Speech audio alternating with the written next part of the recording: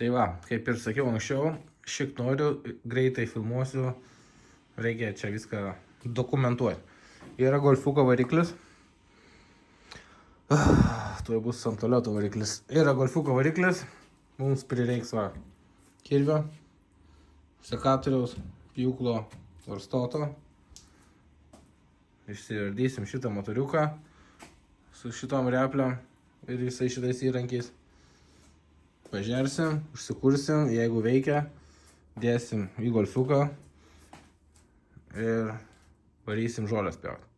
Aišku, iki to reikia golfuką prikelti, nes jis visas lavonas, paskendęs. Ačiū tėvui už variklį, ačiū tėvui už tai, kad jis tą golfuką laikė 5 metus žiemą ant lietaus ir sniego.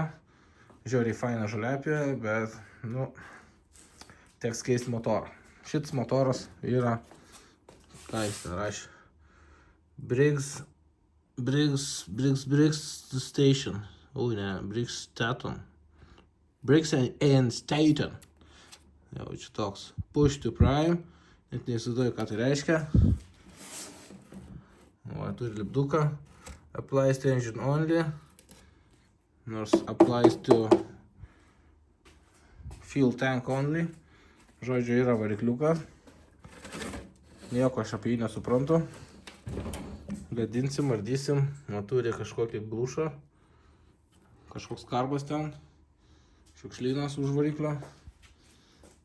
Bandysim prikelti, darysim kažką, žiūrėsim, kas čia gausis. Padarysim greitą išardymą surinkimą.